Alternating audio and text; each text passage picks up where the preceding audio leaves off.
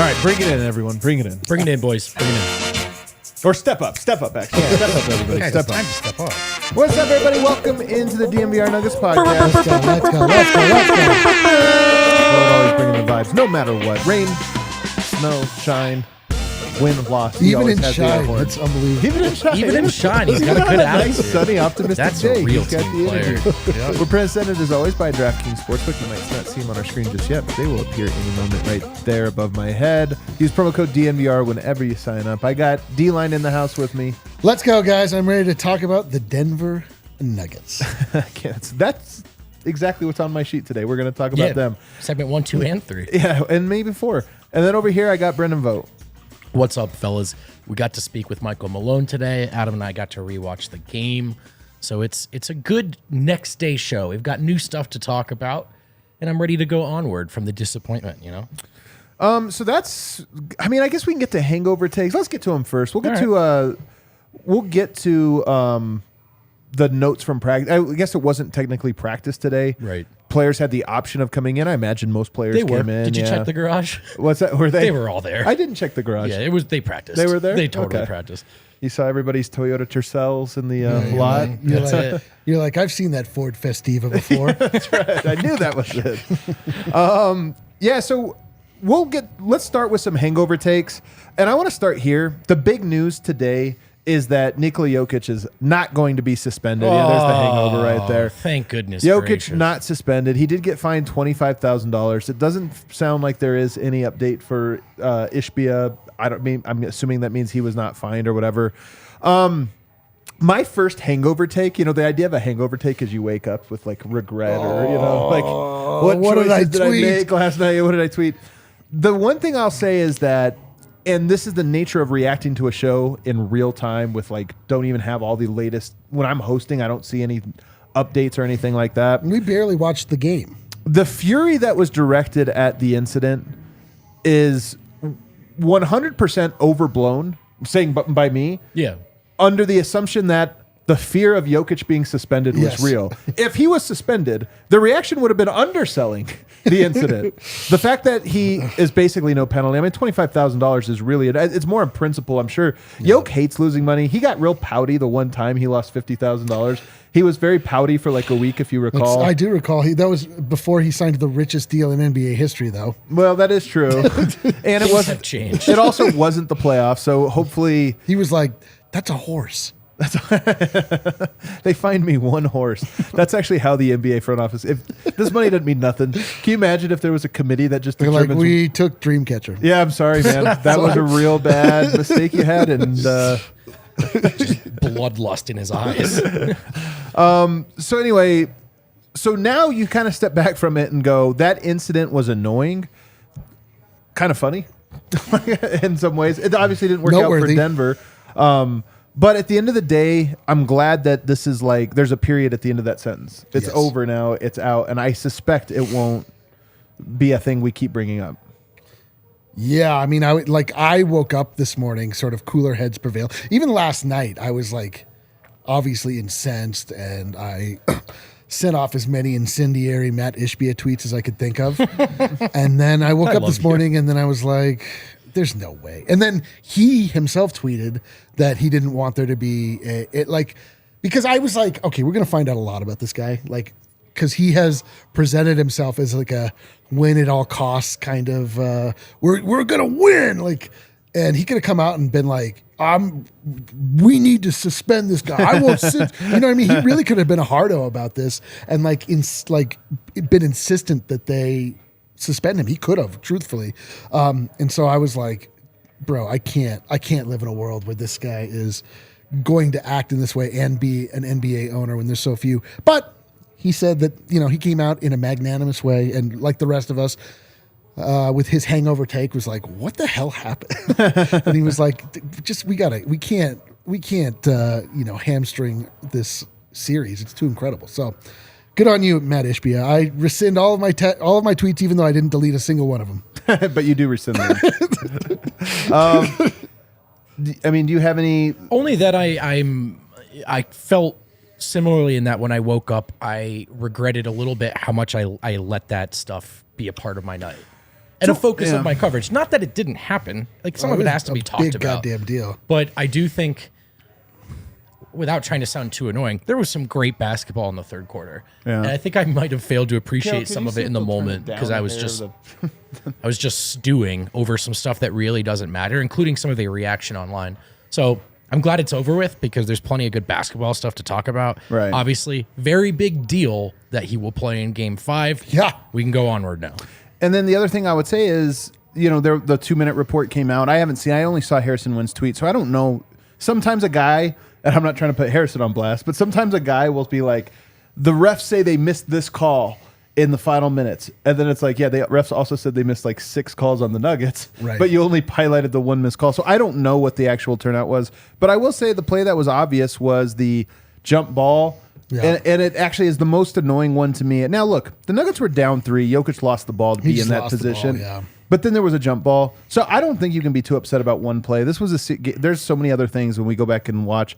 But that one play to me is like a little bit of an annoying one where Jokic had it, man. He out-jumped him, and he got like dragged down. And if I'm a ref, it's the only thing you're looking for. Yeah. You know what I mean? On a jump ball, it's like, okay, well, I got to make sure that nobody cheats the jump ball in any way. And to miss that one was pretty frustrating. And then I will say, to add a little insult to an injury, Ed Malloy, Jokic comes running over to Ed Malloy afterwards, being like, he grabs me. And Ed Malloy goes like, kind of gives him this one, like, get out of here, man. A little pat on the back, the condescending little and it's pat like, no, man, you missed a very key play that was right in front of your eyes. But nonetheless, that is basketball.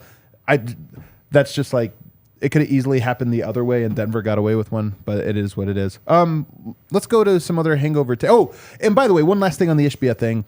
The reason, just to kind of give a perspective, the broadcast ended the show talking about Jokic needing to be suspended. Yeah. David Aldridge, Mark Spears, there was people on the timeline advocating for it. So when you start the show, you're going off of this. Is there momentum carrying this like narrative that there's this? So you're almost pushing back even harder to be like, guys, this would be absolutely absurd. But again, a moot point, thank God. We just did a rewatch. I'm going to tell you the things that stand out to me. I'll start with this. I'm still very encouraged about the series. I think Denver, I still like Denver in the series. I think it's theirs to win or theirs to lose, meaning I think if they do, they are the team that I think can reach if both teams reach their peak, I think Denver wins. What I've noticed in game 4 on rewatch, one, obviously the shot making was incredible, but it was incredible both ways, even Murray. I'm a little less frustrated with Murray after the rewatch offensively. This series may call for, sometimes a series calls for a more robust style of offense, meaning I think they don't want the ball to get popping because that's where Denver gets 3-pointers. That's where Denver gets everybody involved. So do you swim upstream? I asked Michael Malone this today at practice. Do you swim upstream and say, no, we want to get everyone involved, even though that's the thing they're shading towards taking away? Or do you take the path of least resistance and say, if they're going to single team Jokic, he can do 50 again? I honest to God believe Jokic can have 50 points in game 5 if that's what this moment calls for. That's repeatable to me, the way they guarded him. Murray definitely was gunning in this game, but I actually thought outside of the first quarter, he was an effective gunner. I think so too, particularly in the fourth quarter rewatch. He actually did get a lot of those mid-post shots over Shamet that were money every time. I thought in the first half it was, after a game sometimes we say, well, was the offense the problem or the defense the problem? And upon rewatch, I was struck at how the two obviously bleed into each other.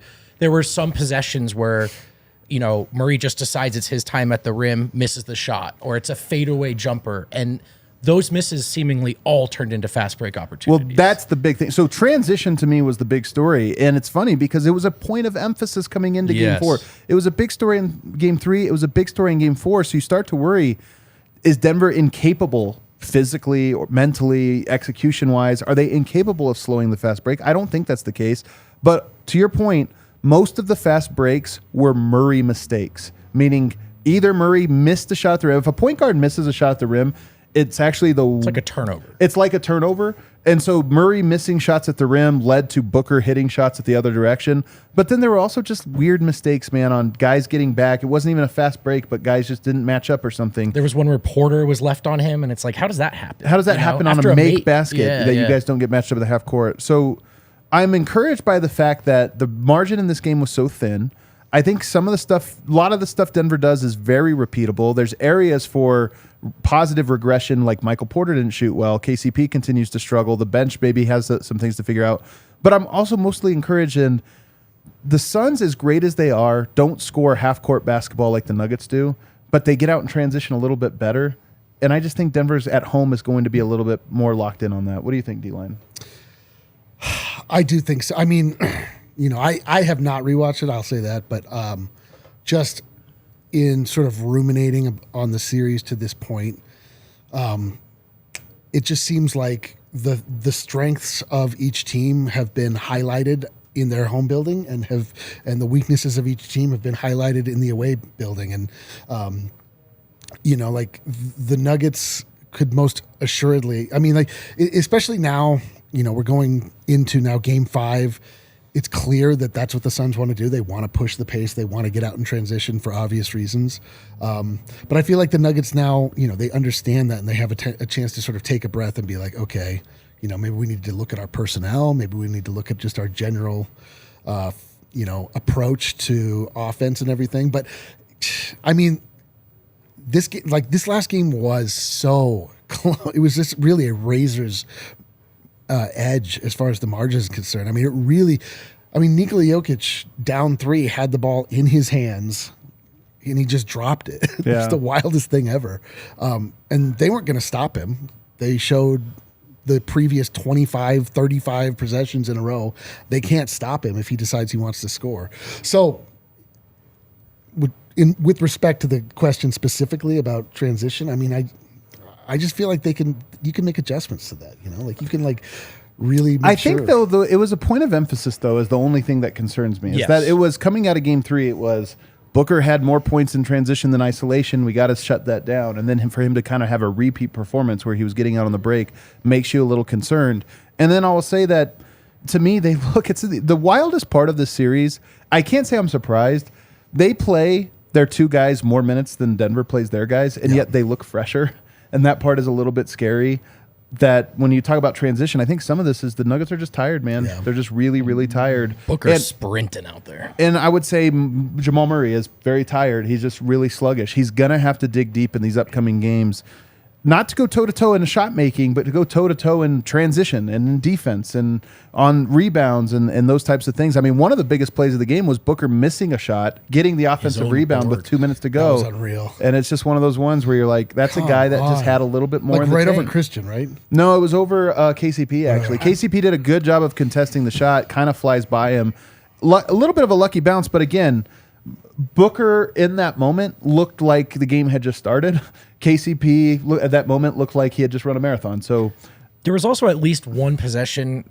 Gordon and Porter are both going for the offensive board. Neither gets it. And then it's just like a break with numbers on the other end. So that's basketball. There was a lot of 50-50 bounces. That'll happen sometimes too. But I also wonder if that's the kind of thing you can take a look at in film and just say, look, like this calls for you here. This doesn't. Re-emphasizing the transition stuff. But it goes both ways too. I mean, Jokic was so good and the offensive rating was so good, but it's kind of crazy rewatching. Like there are some pretty good defensive possessions from Phoenix as well. Yeah. And I just think Denver's, who's been a great running team on both ends of the ball, well, offensively for most of the season, they're not getting a lot of easy stuff in transition themselves. So again, this stuff all bleeds into each other. You can make either side of the floor easier for yourself by playing better on either end. It's all stuff I expect them to clean up a bit at home, but they had a lot of discipline in that games 1 through 2, and that part of it fell off a cliff. Last part of it, I wonder too, some light whistles in Phoenix in both ways early. In transition, it looked like KCP and Jamal were afraid to touch Booker as well, and I don't think they can be. They got to pick him up. They got to be a little more physical. We'll see if that changes in Denver. How the game is officiated, sometimes it's like there's pluses and minuses on both sides. I think this is one where light whistle, tick-tack whistle, favors Phoenix a lot. Yep. We're going to let them play favors Denver a lot. So every spot along that spectrum that it shifts one way or the other gives one team a major advantage, I think, in this series. Denver, if you're going to let those guys play rumble tumble, Yoke's going to bully ball all those guys. Oh, yeah. And if you make it ticky tack, nobody's going to stop Booker, and he's going to shoot 90% again. So And again, that's just every ref's different. The refs I feel don't know what they're going to be when they go into a game. It just happens, and they're like, we got to be this or that. Then lastly, I see some people saying Murray needs to like let the game come to him. It's very obvious that the Suns are trying to take away KCP, Michael Porter, and Aaron Gordon. And it's at the expense of Jamal Murray and Nikola Jokic, where they're basically saying we're daring you guys to play the two-man game, which Denver's great at, or go one-on-one, which those two guys are also great at. And again, 132 offensive rating, and that was with a terrible bench offense. The real rating with those guys is even higher. So I don't know that I agree. After going through rewatch, it's important to get those guys going, but Michael Porter had his shots in this one. It wasn't as many shots as he would like. I think we all like the Nuggets best when the ball is popping and everybody's eating. But if they're going to guard it one way, Yoke's going to go for 50 again. Yeah. Oh, yeah. And Porter has to be two things. A, willing to just do that because they are glued to him, even for the shots he's not hitting. And that's, again, we'll touch on this, the starter minutes, going well for Denver, even in Phoenix. So it's like, we're willing to let Jokic beat us. Jokic is beating them. Yeah. So part of it is being content with that. The other thing is, as hard as it is to be a guy who's sort of frozen out and then you have to hit a big shot, Porter was 2 of 9 from 3. Some of those are shots he has to make. So help yourself out. Hit the shots you do get. Easier said than done. But, Malone touched on this. They were 2 for 18 in wide open threes. Yeah. It's like, not only was Jokic doing his thing, they also left a lot of points on the board. I think that was over 2 games. Was that over two games? 2 of 18 or whatever. Thank you. Over 2 games in Phoenix. And that's a lot of that is KCP and Michael too, right? So they just have to hit the shots as they come. But we do. So just really quick, we're spending so much time unpacking a lot of the offense, and it is important to remember, like, the offense is going really well. Yeah. Yeah. The way I remember Mike last night is that his shots were like sort of, he wasn't getting fed the ball a lot, so he was like insistent on shooting when he got the ball. And there were times where his feet were not set, when he was leaning one way, falling out of bounds, and it was like, and some of these you're like, I also remember him missing wide open shots, but like some of them were forced to. Yeah, like he hadn't touched. We were just talking about the one you're talking about falling out of bounds. Yes. That was like I haven't touched the ball in a couple minutes, guys. I'm going shooting to it. shoot this, right? And you're like, what if you didn't? Yeah. Or what if you like passed it and whatever? It is part of sacrifice. Look, I want the Nuggets to get those guys involved, and I do think there's things you can do, but at the same time, Jokic being guarded by Jock Landale one-on-one with no helpers, I'm sorry. That's the best option. Go to it. If the Murray-Jokic two-man game when everyone's going to stay home and those two players have to guard it 2-on-2, again, I'm comfortable with it. And Murray even hit good shots. I mean, his mistakes were elsewhere. I thought his defense was atrocious in this game. There were a lot of possessions where the energy and effort just didn't match the moment. And it was most disappointing in the fourth quarter where both he and Jeff Green had a run out on a shooter that was like, do you guys realize the season is on the line with the effort that was given there? And that brings us to what is the real story of Game 4 and is the real story of this series, and that is the bench didn't just play poorly, they played disastrous basketball. That the first and second stint, it wasn't one or the other. They got killed, and I actually think on rewatch, this is going to sound crazy, I think it's an offensive problem. The reason I say that is you've got to have something that settles you down so that you can get back and get set on defense. What I thought happened was this is where the two things play together. Denver kept having bad offensive process because they don't really have guys they rely on there, and we're missing shots, and that's where all the transition was happening. Not all, but I would bet 2/3 of the transition came against the bench because the bench couldn't not only not score, they had to stretch themselves so thin just to get a semi-good shot that they were compromised in transition. So to me, the double teaming scheme, the stuff that I really emphasized last night is there, and I think Denver is going to have a choice. We'll talk about that in the next segment about whether they want to double at the end or try to play it straight up or change certain details or what have you. But the bigger thing is that second unit can't be as inept as it was in both stints. I worry that the Suns are very comfortable attacking it. I worry that the Suns... There's something too, just confidence of, all right, even if they guard me well, it's Bruce Brown. I know what I'm doing here. And I think there's a little bit of that going on with that group right now in a way that they got to score or they got to get stops because right now it's snowballing. One thing about the stops, though, too, is, obviously the non-Yoke minutes typically matched up with other bench players from Phoenix, those role players, bench players, better offensively back at home in Phoenix, hitting a lot of those shots that could be misses in Denver that are opportunity to get out and run. You know, Bruce Brown, who's been like insatiable attacking the rim when he can, Eric, didn't really get any of those opportunities because they weren't getting stops either. Yeah, man, the bench felt like those bench minutes felt incredibly sticky last night. Like there were moments where it's like, I don't even know what they're supposed to do. Like on offense. Yeah, like Bruce Brown has the ball. He's like dribbling it around the top of the arc, and it's like, what is somebody supposed to cut? Like, what is the desired outcome here? I don't even know. Like Bruce Brown can maybe like force the issue and drive downhill every now and again, but like you can't count on that being the only source of offense. Christian Brown has been a complete offensive no-show. I mean, he's a rookie and he's put in there. He's playing exactly how I'd expect him to play on offense. Exactly. I don't mean to as an indictment, but Jeff Green has looked every bit his age, and it's you're just like, and the craziest thing is that we're seeing that thing that we saw earlier in the year when Jamal was out there with like Bones, and you're like, shouldn't Jamal be like controlling this portion of the game, and he's just not. I think he might be too tired though, and again, that's what it is. A lot of is, and by the way, Nuggets were up 9 points when they handed it off to the bench, and that bench, I don't believe that bench involved Jamal Murray. I think that was the non-Murray bench minutes, and it just didn't happen. But when I say it's an offensive problem, what I really mean is it's not a one end of the court problem.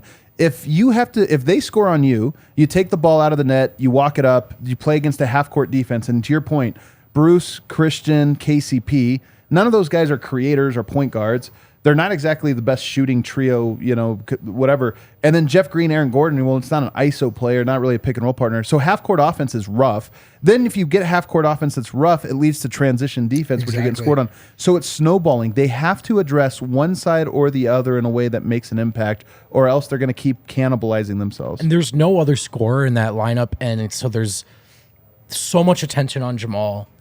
Not just in turning the corner, but then even if he gets to the paint, like it's been Jeff Green in the corners, and whether it's Kevin Durant or whoever, he's very content. He knows what the choice is there. You let Jeff Green take that shot, and there has been a little bit, man. Like I think it's bigger than just the weakest link being weak, but that's part of the Jeff thing right now. Is like, well, the defense isn't great. Some of the closeouts are terrible. He's not rebounding, and then offensively, he's also compromising them.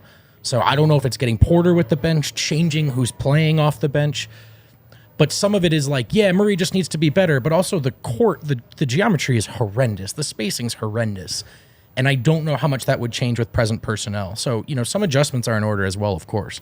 All right, let's take a break. On the other side, we'll get to some of the things Michael Malone had to say today, which I thought were pretty interesting. And then later on in the show, segment 3, I want to look at what I expect to be the battlegrounds and where Denver wins in Game 5. Backus and Schenker, Colorado's premier two-man game. They've been saving and winning for Colorado families for over 25 years. How much have they won? Over $1 billion for their clients. The neat part is there's no fee while they work on your case. There's no fee until they win your case. And buddy, they do some winning over there. Even more locations serving all of Colorado now, including neighborhood offices in Denver, Aurora, Englewood, Fort Collins. Backus and Schenker, that's the name power right there, but there's also manpower, strength and power at Backus and Schenker to help you win your case. More than 30 lawyers and 100 folks on staff, in addition to the namesake fellas there. They help with all kinds of injury cases where you weren't at fault: car accidents, motorcycle rideshare, pedestrians, trucks. Even if you're injured at work, call them 222-2222. One more time on that number. What is it? The number 2. Sure. Call them. Find out if you have a case for free. Backus and Schenker, they win. Oh my goodness gracious! Is Manscaped back? We're back, baby. Smokes. Summer's coming. I don't know about you guys. I'm feeling ready to unveil my beach bod. Yeah, Manscaped dude. is. Are you? Do it now. Yeah. Why wait? The light's a little bright in here. Lights are Manscaped is here to ensure your body's ready for the wild with their game-changing full-body grooming and hygiene products. Don't be the guy at the beach with Austin Powers chest hair. And if you grew some winter man boobs, the least you can do is make sure they're hairless. You know what I mean? It's time to get ready for the hot guy summer by going to manscaped.com. Get 20% off plus free shipping with the code DNVR. The Performance Package 4.0, including the Lawnmower 4.0. They've also got a new Weed Whacker, 2.0. Eric Weedham, appreciates that very much. Get some thick nose hairs. Sometimes you got to go whacking, you know what I mean? Get 20% off plus free shipping with the code DNVR at manscaped.com. One more time, 20% off plus free shipping with code DNVR at manscaped.com. Alrighty, back here, segment 2. We did have a Denver Nuggets practice today, and that the players came in, probably did a little film study, maybe a little weight stuff ahead of Game 5 tomorrow night. Why don't you lead us off on some notes? It was only Michael Malone who spoke to the media today. It was rather brief, and I will say, almost no media there. Yeah, it was a light crowd. It was a brief session, and Malone was, I don't want to say short, very matter of fact, very businesslike. A lot of briefs. It was a very monotone, you know? Well, to be honest with you, how many hours do you think he slept between the buzzer of last game and the presser today? Very few, I would be my guess. 45 minutes. He seemed like a tired fella who has a lot to look at right now and a lot to address. Let's get into it. Obviously, Devin Booker's scoring a lot of points in Phoenix. You probably noticed that. I noticed the same thing. Yeah. Oh, yeah. Actually, Malone pointed that out, but yeah. Malone pointed out that he had close to 18 points in transition alone. You got to take away some of the easy ones. In the second half, he only took, 7 shots, I think? And that was the first game last night where getting the ball out of his hands hurt us. Obviously, the Shamet shots. You accomplish one goal of getting the ball out of his hands, but then you don't have great rotations or urgency to get out to a guy like Shamet, who is a three-point shooter. So there's a little bit of kind of damned if you do, damned if you don't, right? Do you try that again? Do you make a great scorer beat you one-on-one? Again, they liked the idea of getting the ball out of his hands through 3 games, but this game 4 is the first time it really came back to bite him. He says, we're still trying to find out the best way to slow him down. So this textures what I think is the most interesting decision for the Nuggets in Game 5. The scheme that they've basically had for this whole series has had mixed results. I think the Suns have gotten better at attack. It was one case you can make, and I saw somebody, I think a Suns fan in the chat, make this point. Suns are getting better every game. Feel like they're really coming together. I think what it is, another perspective of it would be role players made their shots against the scheme in Phoenix, and they didn't in Denver. Now, does that trend, which one of those two trends is most likely to be true? Right. Is it just that Phoenix is getting more comfortable in a scheme? What I would say is, when you think about, you guard Booker one-on-one, and he scored at an insane rate in this game. He's playing at an incredible level. Tip your hat to him. Then if you double him, they're even more comfortable breaking that double team and getting 3-pointers. So now the question becomes, do you just say, hey, Devin Booker might go for 17 points in the fourth quarter, mostly off of one-on-one contested 2-pointers, or do we continue to double, swing it, knowing that it's the risk of an open 3-pointer, but albeit from a lesser player now on the road? That decision, anybody that tells you they know the answer to that question is lying to you. But the one thing that gives me solace is when I rewatched the game, the most disappointing part of all of it was that Denver's rotations were just so lazy. Their reads on defense were so lazy. And I'll point out 2 guys that I think are the biggest culprits. One is Jamal Murray. He's got to be better. He's too tired. I'm going to have one on the list whenever I put it together tonight where he's the weak side tag guy. The ball's going to the corner, and his effort, I mean, it's you watch it and you go, does he not realize that this is the fourth quarter of a series that's about to be tied? That's the level of engagement he brought. There was another one by Jeff Green where you almost wonder, like, does he care? It was almost Mason Plumlee in the bubble energy where you're just like, bro, you realize that's an important shot, right? He's like, I'm trying to go home. And he's just kind of, you're like, Will Barton post-injury, the hip's just stuck. He can't turn. So part of me wonders, like, does Denver stick to that? Do you feel better going into a game? You said tied fourth quarter. Do you feel better, Eric, coming home saying, all right, let's see if TJ Warren and Landry Shamet can make the skip past 3, albeit semi-open on the road in a tie game? Or do you say, let's see if Booker can continue and KD can continue to score one-on-one pull-up mid-rangers at a rate higher than the Jokic-Murray 2-man game? I mean, you want to mix that up, right? I mean, I would feel much more comfortable with Landry Shamet and TJ Warren in Denver trying to replicate what they did in Phoenix. I mean, this is a tale as old as time itself about role players on the road in the playoffs. Like, people say it over and over. It's absolutely true. But 3, it's a math problem, really, Adam. 3 is worth more than 2. By the way, remember the Suns have a math problem? Killing Denver in the math problem. The Nuggets have a math problem. Nuggets have a math problem. What the hell? Math problem. But Nuggets are going to win the series, and they're going to be like, "What is the math?" It was the math. They were undermanned. The Suns were undermanned. But I mean, I feel confident that if we're going blow for blow, 2 for 2, 2, if we go back as Zinchenko, 2, KD and Book can score, but they can't stop Jokic. So it's like it just kind of washes itself. Like if it plays out the same way it did this last game, it's like, all right, you score, I score, you score, I score. Only they were hitting threes. But they hit threes. Therein lies the math problem. Man. But I do believe that truly, if you're building your house on the idea that Landry Shamet is going to bring you home and TJ Warren are going to bring you home every game, not in Phoenix, like that feels a little tenuous to me at best. Where I'm going to push back on it for one thing is, if you know where your shot is coming from, these are NBA players. Landry Shamet can shoot. He's a good shooter. Sure. If you know, and this is the shots that I thought Shamet got in this game, it was a lot of, I'm in the corner, oh, here's that thing where the ball's going to cut, and then the ball swing. So it's not like, oh, crap, I caught the ball and I got to go up. It's, okay, here it comes. I'm in the whatever. corner. I'm open. And that's the thing where Denver has to get better at the execution, so it is harder than that. I think there are things. Devin Booker was very crafty. I have to tip my hat to him because it wasn't just the scoring that was so impressive. Absolutely. It was he understood exactly what Denver's defense was. There was this great play in the fourth quarter where he's trying to drag the double team over, and Jokic is the double. And he drags it over and acts like he's going to back off, so Jokic backs off. And then he attacks again. So Jokic, as he's releasing to get everybody to rotate back, has to stop mid-rotation and come back to him. And it was just masterful from Booker, Jokic-esque, in that he wasn't doing anything other than yo-yoing Jokic, making Jokic have to guess when to stay and when to go. And you talk about not fighting the game. Knowing when early help was coming, even when it wasn't Jokic, just dragging everyone as far as he could to the sideline, and then knowing that skip pass was there. And obviously one of the shooters or decision makers is Kevin Durant. That's a good look. So it wasn't just, I could score 70 tonight and I'm shooting over everyone. Like, he played brilliant basketball. Yeah. He looked really prepared for what Denver wanted to do to him. I'm of two minds about it. On one hand, their strategy, there were some wide open threes for Ross and Warren that they clanked. And you're like, yeah, man, you'll live with that, especially when the series comes back to Denver. Even a guy like Shamet, who is a better shooter, does he make all of those shots?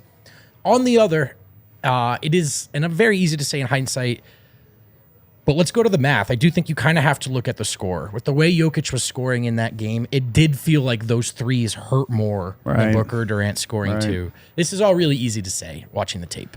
The thing that stands out to me, though, is even with as great as Shamet was in the clutch, he had half his points in the clutch, but he also had these other halves randomly throughout the game that are the ones to me that are the most if he makes those in Denver, tip your hat to him. But I just don't think he's going to make. I feel that way too. Quick trigger threes. Some of this is just guys stepping up in the playoffs too, right? Malone and his staff have to look at what they can do better. You really have. You want some context, man. They hated Shamet in Phoenix this year. They couldn't wait to get that guy out of the rotation. He hasn't hit those shots all year. He hit them in the playoffs. Remember when Austin Rivers scored 30 points? Stuff happens. So totally. I do agree. There's some of it. You got to make him do it again in Denver. But the biggest thing is you mix it up. You mix it up, and it has to be timely. And I think that situation maybe didn't call for it. But if you do it, last layer, the rotations have to be better. Jeff and Jamal looked exhausted. Aaron Gordon had one where he helped one pass off from KD with 6 seconds left that I get you're trying to help, but of course he's hitting that three. So there's little stuff they can clean up too. I'm of the perspective coming back to Denver, you make Warren and Ross and Shamet beat you. The thing I'll say is, so to summarize, I'm not sure the offense is I think the process is going to be a lot of Murray and Jokic, and some of that is just you take what the game is giving you, and they are overloading on the other things, saying, let's see if these guys can beat us. And to be honest with you, 53 points, they just about did. If it weren't for the defense, to me, the defense is the issue. And then you get into to double or not. I think you still double. You just got to be way better and more engaged and have more energy on that end. And then a couple of other tweaks, which include possible personnel moves. Let's talk about that on the other side. Or we're doing a break. Okay, cool. All right. No, I'm actually super ready for this Let's one. go, dude. Let's talk about Illegal Pete's. Oh, yeah. I did not take my buds to Illegal Pete's today. Yet. The day is young. When I go to Illegal Pete's, there's a couple of things. There's a few things that I'm ready for. Buddies, of course. Sure. Burritos. Okay. And then beer. Gotcha. Maybe you're a Marg person or a taquito person. You can get those at Illegal Pete's too. Okay. What about a fountain drink? Yeah, you can get that, bro. Okay, Yeah, that sounds you can good. get Asking that. about the fountain drink. You can also get They have horchata there too. You know, They do like- have horchata. a house beer bucket because it's patio season. Denver, this is when Denver really shines. Get your buds to Pete's. Grab 5 refreshing 16-ounce beers for $15. Come on, it doesn't get better than that. Soak up the sun with a loaded burrito and a crisp beer on the patio of any illegal Pete's location. Your go-to spots for burritos, buddies, and beer. DraftKings Sportsbook is America's top-rated sportsbook. And right now, the chase for the NBA title is in full swing. While the best in the NBA battle it out, you can watch Dev and D-Line and us give you some good tips on the pregame show. You might lose money. You might win money. That's why they call it gambling, Eric. Yeah, man. Otherwise, it would just be called a job. That's right. Although, Get paid. wait, what's this? A little caveat.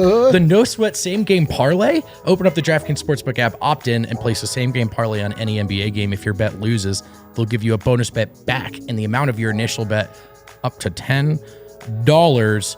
So check out DraftKings Sportsbook for the line on Game 4. That's my DraftKings Sportsbook pick of the week, or Game 5, excuse me, my pick of the week, which I don't have to give, but I'm doing it anyway. They're winning Game 5. Let's go. Download the app now. Sign up with code DNVR. New customers can make a $5 bet, score $150 in bonus bets instantly. Only at DraftKings Sportsbook with code DNVR. Gambling problem? Call 1-800-GAMBLER. In Massachusetts, call 800-327-5050 or visit gamblinghelplinema.org. In New York, call 877-8-HOPE-NEW YORK or text HOPE New York 467-369. In Kansas, call 1-800-522-4700 on behalf of Boot Hill Casino and Resort. 21 or older in most eligible states, but age varies by jurisdiction. Eligibility restrictions apply. See those show notes for offer details. See DraftKings.com/sportsbook for details and state-specific responsible gambling resources. Ooh, I feel like we should pre-record that and then like spin it out like the Micro Machine Man. That might be a good idea. Yeah. Segment 3 here. You guys want to know one thing I've been thinking about Sure. over the last night? About the chicks? Nuggets. Yeah, chicks, man. The regular season really is a joke. I know. You know, like It sucks. It's so true, though. There's nothing you can do about it. But when you watch the playoffs and what an intense, high skill, high leverage, strategic game it is with all these little micro details and stuff, and then you think about how in the regular season you're just like jogging up and down the court and everything else. This basketball is so insane. And I love, the thing I'll say is Jokic, my favorite comp to him is Will Hunting. And just, I'm serious in that how like the stuff is so easy. Like the regular season is him being handed the math assignments where he's like, gosh, you guys know this stuff sucks for me. It's boring. Right, like whatever. That's Jokic. And then you get into the playoffs and I honestly think it's the only thing he wants. Like if Jokic could retire today, except for the playoffs. Don't even put that into the universe. No, I'm saying if he could, except for the playoffs, he'd be like, oh, wait, I only have to show up for the playoffs. He's like Brett Favre every year being like, training camp. He's like, that's the stuff I like. That's where basketball's fun to me because it's a challenge and I have to go. And that's why he plays at such an insanely high levels because this basketball actually requires it. A Jokic super team might be impossible. You give him Giannis and he will turn in the worst October you've ever seen in your life. Dude, we've said this over and over. Jokic, the greatest player on earth / the worst exhibition player to ever lace him up. So true. He has to be, it needs to matter for him to put in the requisite effort. The one thing I'll say, like, and it has to be hard. I just think that it has to be hard. Like he loves how hard it is. yes. Oh, never mind. But the thing is that I just saw online over the last day or two.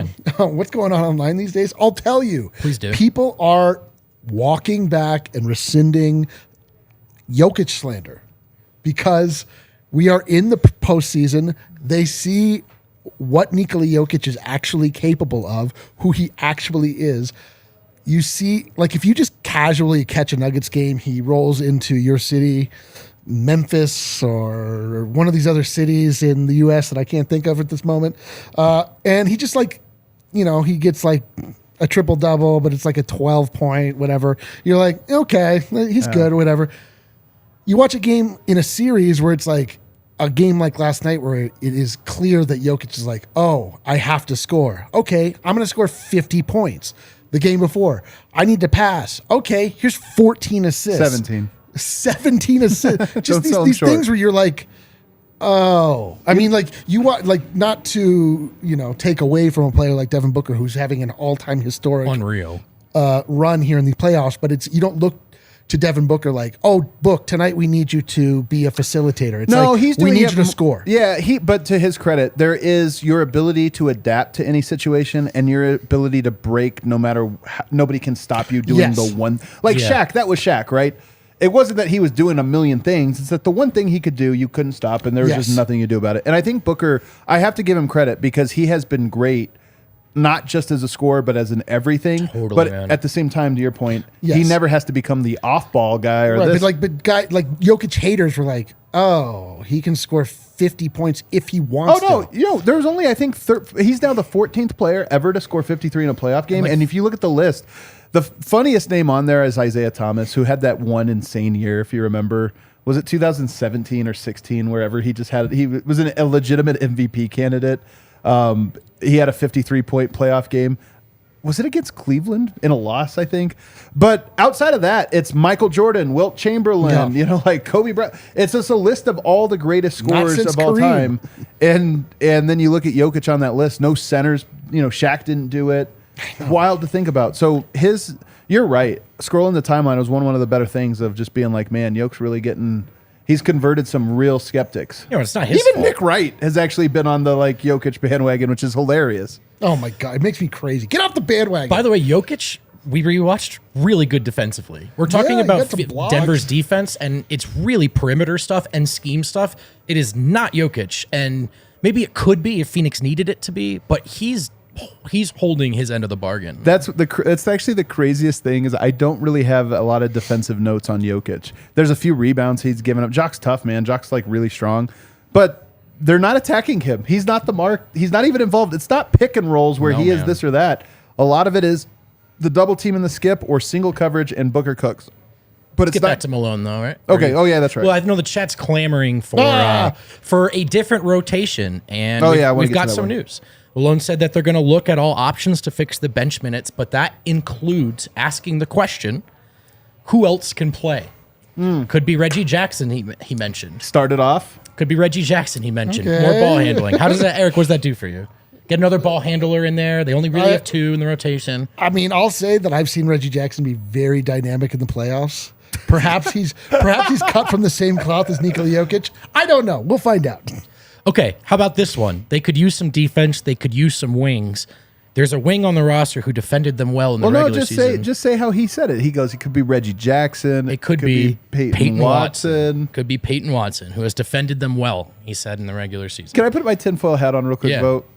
This sounded to me like if I'm asking my wife where we want to go to eat, and you throw out the bad option first, it's like, we can go to Taco Bell, Jason's Deli, or we could go to Pizza Hut. And the media, you could almost hear us like Reggie Jackson, Peyton Watson. That would be amazing if you guys just started reacting to every sentence.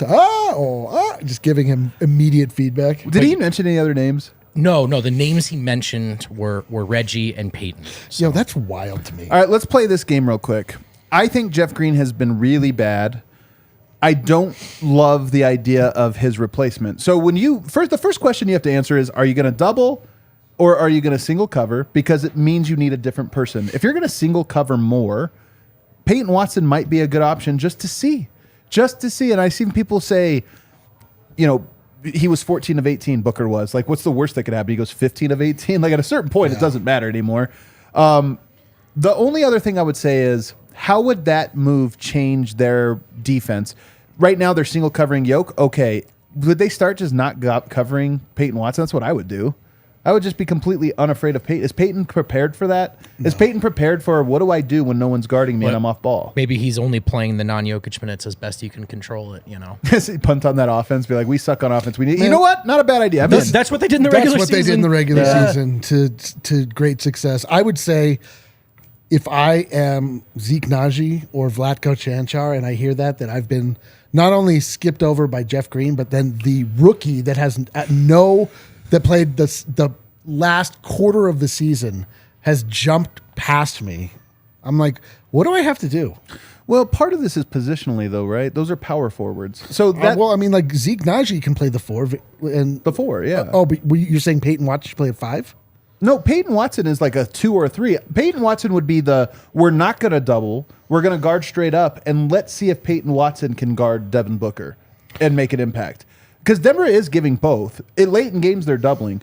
If it's the double team, then what you need is a person on the backside who can both box out Jock Landale or run out on the three with urgency and effectiveness to close out on that skip pass so it's not just wide open. I mean, I'm just looking at a straight replacement for Jeff Green. But my point is Jeff Green. If you're just gonna not trap, if you're just gonna switch everything and play 1-on-1, Jeff Green's not a bad option for a 5 or 4 because he can switch and that works. If you're gonna double and rotate, he just doesn't have the motor or intensity that like does that, and he's not rebounding against Jock. The question is, if you're replacing that exact person, do you replace it with Zeke Naji? Well, Zeke's not exactly a great rebounder. He can be at times, man. There are times when we were like, tenacious Zeke, he's really rebounding. He's got a lot of effort. Like, he's not consistent, but the Zeke and Vlatko are both guys that are like, you're like, man, they're really playing. They're doing well. And then they both get hurt, and then they're just like completely out of mind. Here's what I'll say, and it plays into your Peyton Watson point, though.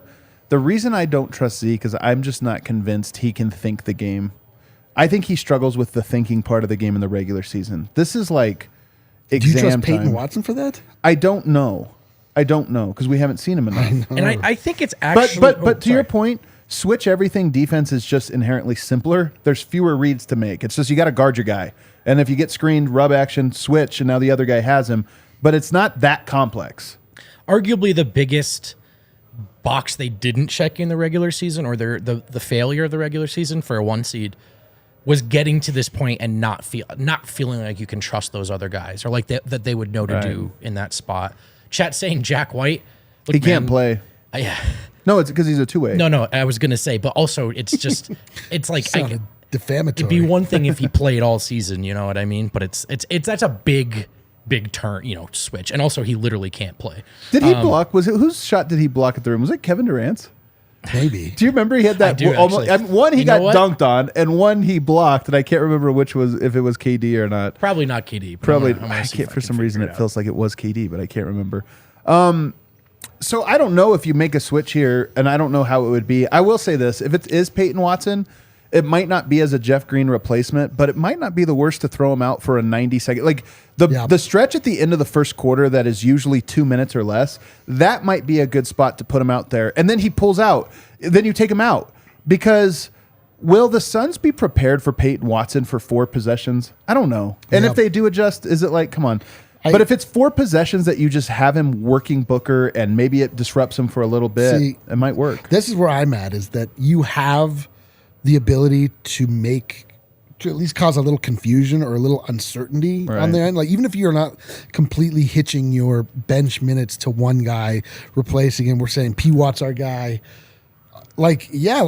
Just throw a little bit of unknown. I mean, the margins on these games have been so slim. Like, is it unthinkable that Peyton Watson can stop one Landry Shamet three? Right. That he could stop Kevin Durant from hitting one last second 2-point, like just small things that you feel like you can work around the margins just a little bit. And I mean, I think I am with everybody else. I mean, this is a little bit of like the backup quarterback is the most popular guy in town. Totally is. But what we saw, he was exhilarating at the end of the season. But I mean, the end of the season is a complete joke. So who knows what to make of any of that? But I am amazed that Vlatko Cancar is not part of the rotation. Like, truly, like, I can't believe Vlatko, having seen what he's capable of in the international scene, what we saw from him when he was really in rhythm and when he was really, before he got hurt. It was just so promising, and I hate that they've turned away from it completely. I don't know what kind of ramp up he needs. Like, if he feels like he's ready, if he can step right in. We've seen sometimes when he comes back, it's like not as seamless as you would hope. But like, Vlatko's a player. Like, that guy's a player, and this is a situation where Jeff Green, great player, but like, he's been around for a long time, man. He looks older. The reason is because he's older. Yeah. Somebody says here, Suns bench is deeper than Nuggets, and it's showing. I mean, here's the thing. Okogie and Craig were terrible in game 1, as was Shamet. Right. Then they go to Campaign, who was terrible in game 2, and Landale, who was good. So they tried 5 guys, bench guys, and found 1 who was a positive impact. Then they go to Terrence Ross and TJ Warren. TJ Warren ends up being a positive impact guy. Then they go back to Shamet. So I would just counter this by saying yes and no. Like, I don't know that you could say definitively. They did coming into the series. Not even Monty Williams was like, you know what, Jock Landale is the key to this series. He found it by going through the different processes of getting there. And so for Denver, is there a similar situation there? I don't know. We don't know. Nobody else has played in the series. There's actually nobody else that has even been put out there except for the 8 guys in it. Yep. So does Denver have it? If Phoenix would have just played the 8 guys that they started the series with, Torrey Craig still out there, Okogie, we'd be saying the same thing. Like, oh, they're thin. They don't have it. Sometimes you have to experiment to find out. And then somebody I saw also laughing about the idea of like, Suns not prepared for Peyton Watson. What are you talking about? It's not about are they capable of taking advantage of them? It's do you need a timeout to say, hey, this is Peyton Watson. He was on page 8 of the scouting report. We didn't go over it. And here's how we attack him. And the answer is they 100% could do that. Peyton Watson's a rookie who's barely played. The question is, if you're only playing him for a 2-minute stretch at the end of the first quarter in one game, does Phoenix just say, let's just play straight up, and they don't take advantage of that? And turns out he gets a couple defensive stops or something. That's the question. And also coaching matters here. There are adjustments. It's not this simple. It can be this simple. Whose bench players looked better in Denver? Yeah. Denver's. Who's looked better in Phoenix? Phoenix's. What are the last 2 games we saw? The games in Phoenix. Right now, Phoenix looks deeper. That could very well swing. Landry Shamet lost them game 1 and won them game 4. This is what it is to watch a basketball game or a basketball team over time. Like, there are nights when you're like, every Nugget's good. I can't believe our depth. And you're like, we'll have anybody. No one can play. Yeah, just like, well, the thing I'll say though is that the playoffs is what makes something so interesting is the Suns don't have a foolproof system. They have right now a system that is beating Denver's status quo. Right. And then you adjust to it. And then it's like, then they have to adjust. And it's that game of how many different iterations of yourself can you come up with on the fly that can solve the problems in front of you. And right now, the Suns at home solved the thing that Denver was hanging their hat on defensively. So does Denver adjust? Do they solve it on now that they have to come to Denver? We'll find out. And then the last one, I've seen people say DeAndre Jordan. That's the one. When I say, is Phoenix prepared for Peyton Watson? It's more of, I don't know if they have a game plan that says, oh, here's what we're going to do to this guy. DeAndre Jordan, you do. Oh, he's on the court, pick and roll. He's in deep drop because that's the only coverage he can play. And now Devin Booker is shooting wide open jumpers from the foul line because the defense has to be so far down. So to me, that one, I don't think there's even a timeout. I don't think there's anything. There's just DeAndre's in. Spread out. Here we go with pick and roll, and let's play it. So I would be surprised if Malone went there. Yeah, we'll see. We'll see. I am intrigued. I think that it's clear something needs to change, and I can't. The way that you're proposing, just as sort of like a wild card situation, like something to just have to react to in real time, seems like the obvious answer. Is. Yeah. Also, Peyton? Oh, Peyton, yeah. Oh, okay. Yeah. Also, whoever the big is, like AG too, who has had a great playoffs for the most part, like they're getting destroyed, the backup front court. Like they weren't rebounding well enough. They weren't protecting the rim. Jock was too much for them. And like I get that maybe he's just too strong, but this is where Gordon has to dig deep and just be a beast. If he's on the floor, like that's your job, man. You know, between he and Jeff, it's just too easy for them to, you know, even put back the misses they do generate. So they've got to be some of it too. It is okay to just say some players have to play better. You know? The last part I'll say about this that to me is huge. The Suns have played ahead from almost all of this game. Denver had that 9-point lead and they blew it in like 1 minute. And that's part of what's so painful because I do think playing from ahead makes everything Phoenix wants to do so much harder. It's so much harder for Landry Shamet. First of all, it's harder for Devin Booker to trust Landry Shamet if you're down 6 with 2 minutes to go. We need this or else we go down. Great. Yeah, exactly. Up 6, and if you hit this, we're up 9 at home. That's the difference. So to me, Denver needs to build a lead, and they can't let the lead go as quickly as the bench did. Even if that bench goes in and slowly bleeds out 6 points over the course of 6 minutes or 5 minutes, it's fine. Just don't let them go on those 11-0 runs where you go from up 9 to down 2 in the blink of an eye. Totally. Let's take a break. On the other side, we'll just go quickly around the association. I know we also have a couple super chats. Did you have another thing from Malone you wanted to get to? No, more on. It's really mostly just about call him a moron? When they double. Yeah, look at all the options to fix bench minutes. I think we hit it. Yeah. Okay, let's do the break then. That's also my Oh, job. hell yeah, And dude. I'm really prepared for this one as Man, well. each one more prepared than the last. It's Yeah, remarkable dude. to see. It's weird how like I keep stretching how prepared I am. Yeah, as it's well. like crazy. Breckenridge Brewery is the official beer of DNVR. They're Colorado, baby. We're Colorado. And if you're at the DNVR Bar in York and Colfax, you have access to all the good stuff on draft, in can. Speaking of in the cans, how about the new beer release, the Mile High City Golden Ale? And it's an old retro look, fresh new taste. Look at that.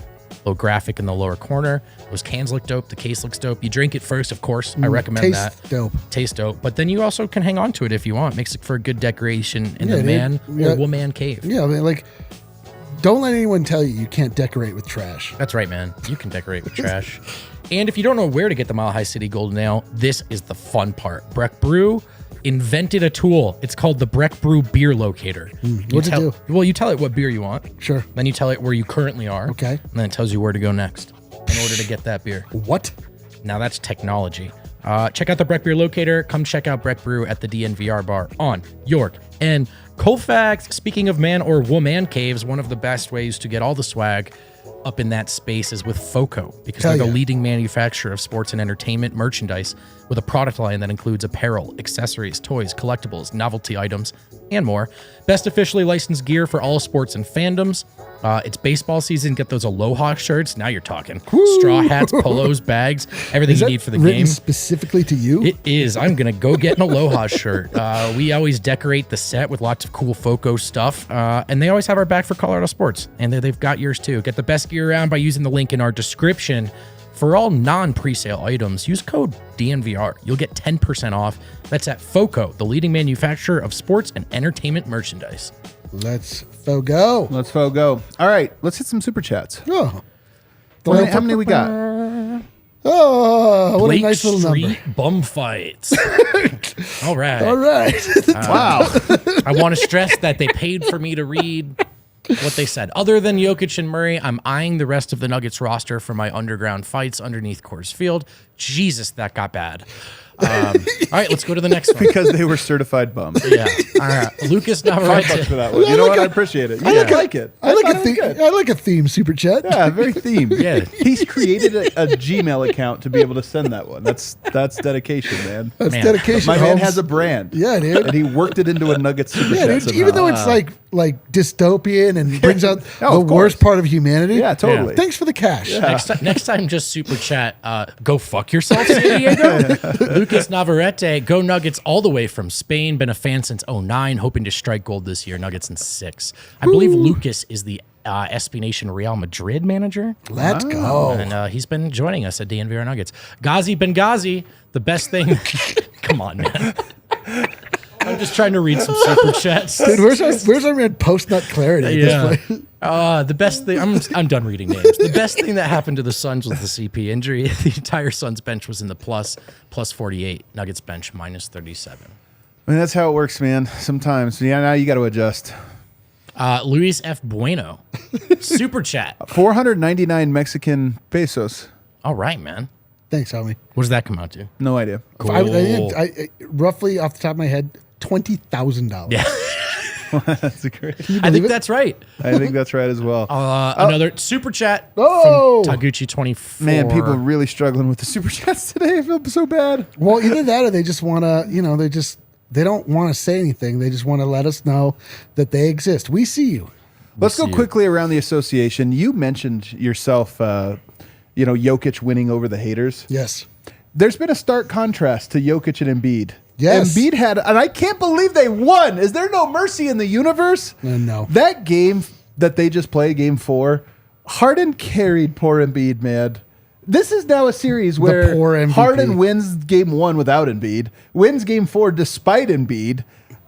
It was kind of, I'm not here to like trash on them because I don't really love Boston either, but I will say there is one little consolation prize to the Nuggets going 0 for 2 on the road so far, and that is that at least Jokic played well, and Embiid looks like both teams in that game in the fourth quarter just tried to draw fouls, and whatever So gross. you really notice when you take grift away off. the grifts, when you take away the foul drawing part, you realize how awkward a player can look, and that's what I thought of. Honestly, Harden, Embiid, Tatum, dude, all the guys in the fourth quarter were like not trying to score, just trying to grift. I would say that the basketball gods are always watching, but they definitely tuned out during that game. Man, well, I don't know. I just think the Celtics, the basketball gods were sitting there. It's the guy sweating with the 2 buttons, and those were the basketball gods. Like, who do I have to reward here? I think they were just like, just let it play out. Also, like they tried. It's just Tatum. Can I tell you my favorite part of that game? Here's Tatum. So if you saw the game, it ends in a shot clock violation. Tatum dribbles the ball. Stupid. And he said after the game, quote, I should have passed it probably a second earlier. Yeah, I'd say. That is the single funniest use of the word probably I've ever seen in my life. Yeah, no, that's an absolute. Well, I'm not certain he should have passed it before the shot clock expired. He should have shot the ball or had a plan of any kind. There should have been a timeout. There's a lot of issues. But I will say it in the one moment in my life where I will defend Joel Embiid. He's got that bulky, his knees. I know, he's clearly hurt. But all the same, people saw the full range of Nikola Jokic versus what we've seen. The full range of the full range of Joel Embiid is that he scores 50 points, right? That's incredible. Jokic also can score 50 points, but then that is what Joel Embiid has to offer. Jokic, you just see a night like last night where you're like, oh my God, he is the sun, the moon, the stars. He has all these weird superlatives that we use all the time. And if you don't like us or like the Nuggets, you think we're weird nerds that we just are focused on Jokic and we give him too much praise. But it's we undersell the guy. I know, we really do. I'm telling you though, you have to watch Jokic. I know it's so pretentious to say, but you have to watch him more than once to get him. You have to watch the rhythm of game to game to game, the way he evolves, to your point, to I can beat you this way, I can beat you that. And if you watch 6 games in a row, you get it. Dude, he's like The Wire. You're like, should I watch The Wire? You're like, it starts off a little slow. Then it keeps going. You're like, you have to watch the first season. It's a little slow. Then it gets incredible. That's Jokic. Yeah. What were we talking about? The Philly. Wire. Okay, yeah. But I do think we're being a little harsh. Sometimes you just got to tip your hat to an MVP performance. Guys show up when they're needed. I thought Harden was great in that game. Good job. Solid. Harden actually was good, which is kind of annoying too. I cannot the moment you're like, hell Harden. yeah. Embiid was carried by James Harden. What am I doing here? It really is where you're like, Or if they would have lost, can't stop Jason Tatum. Oh, that didn't feel good to say either. None of this feels good. Really, real Sophie's choice over there in the East Coast. The one thing I will say, though, Al Horford really has been playing an incredible defense. Tip your hat to him. And also, the East, I just don't think there's any teams that are better than the Suns. The Warriors and Lakers to me look like the Suns caliber. The 76ers and Celtics look like the Suns caliber, which is to say, not a game that a series that Denver would sweep any of them, but also not one that's just this does feel like we're currently in the finals. I think all of them are equal is what I'm saying. If you played a round robin, I think most teams would be 500 in all of this. So there's just such a good opportunity. If you go over to Knicks Heat, I don't have any notes. Yeah, I don't either. We need Harrison for this one. Knicks Heat, yeah. Warriors Lakers, man, what an interesting series we have here.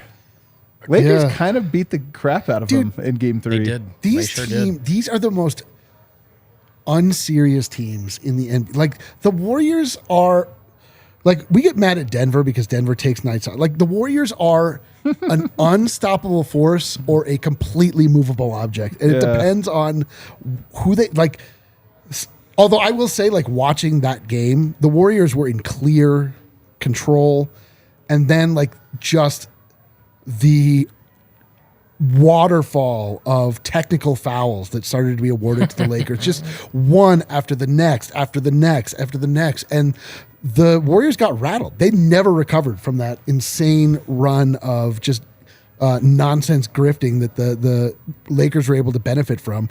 But I just feel like the next game's going to be a blowout. The Warriors are going to blow out the Lakers, and then the Lakers are going to blow out the Warriors. It's these teams. It's can you guys just show? What are you doing? Cracking me up about that side of the bracket too is as far as if you're looking for narratives and agendas.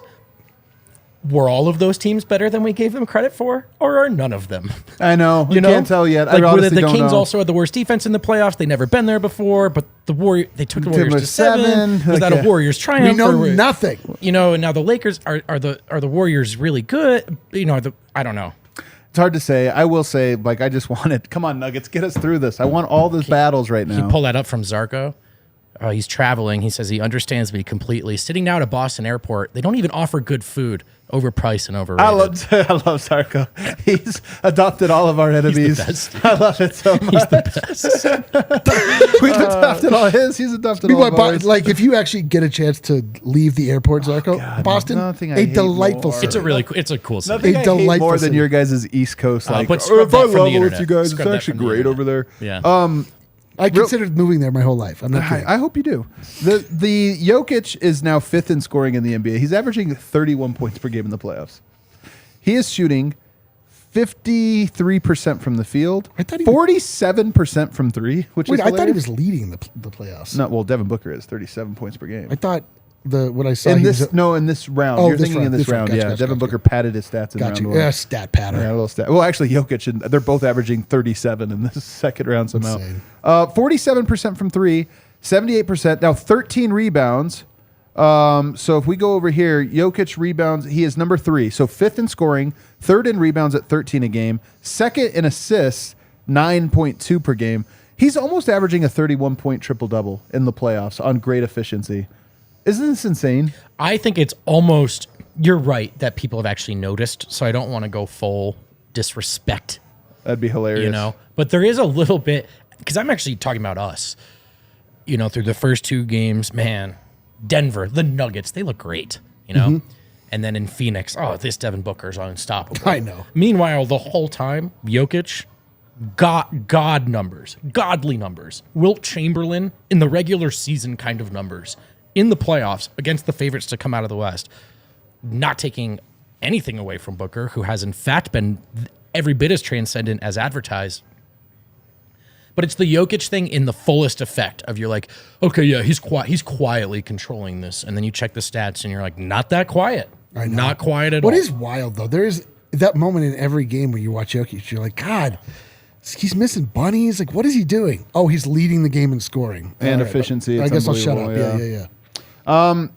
So that does it. We got a couple super chats that came in late. Let's get these and get out of here. Luis Bueno, guys. Luis from Mexico. I went to the bar Another in November 20,000. 2022. Hell yeah. Regards. Hope to see you again in the finals. Go Yes. Thank you. Thank Another you. 20,000. Can you believe it? That's good, man. Why doesn't Malone draw more plays for MPJ to get him into the rhythm? MPJ is a rhythm shooter and needs it to get hot. What's your take? Kind of thought they made an effort in that last one, or up front and early. It did start off that way for sure. But also, we talked about this earlier in the show too. It's a bit. Does Porter have a point in terms of like the egalitarian utopia thing? Yes, but also is Denver's offense really sputtering? No. And also it just seems like a lot of times that they're just playing read and react basketball, right? And they're not even drawing up a lot of plays. It seems like to me like they're just kind of like Murray has the ball. I mean, there's a simple pick, but it doesn't. I don't know. You tell me. I mean, They have a few plays they run for MPJ. Look, they're making a conscious defensive effort right now to funnel Denver towards Jokic and Murray. And like I said, 132 offensive rating. I mean, at what point do you say if we change things up, it's not going to be better?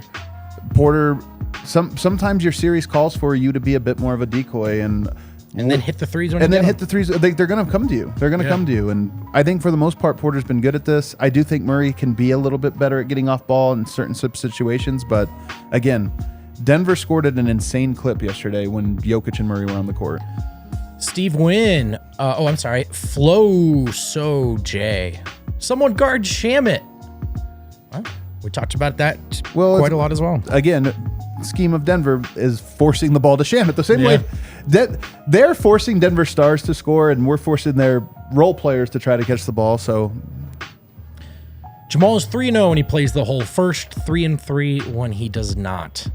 Is this an indication that he's bad with the bench, or an indication that he only plays the whole first when he's playing great? I think it's that Me too. Malone's more just audibles of like, how could I take this guy out? He's on fire. All right, that does it for today, guys. Thanks for tuning in, hanging out with us here on an off day. big game tomorrow. Biggest game of the year, hands down. No questions asked. 2-2. Pivotal game 5. Not quite ready to call it a must win, but it's as close to a must win as anything that's happened for Denver so far this year. I'm looking forward to it. Home crowd. Ooh. Hop on the Game Time app if you're thinking about going. Get down there. Get loud. Get in that building. Pack that building. Get loud. Let's make it a memorable one. Hit that like button on the way out, everybody. Let's go.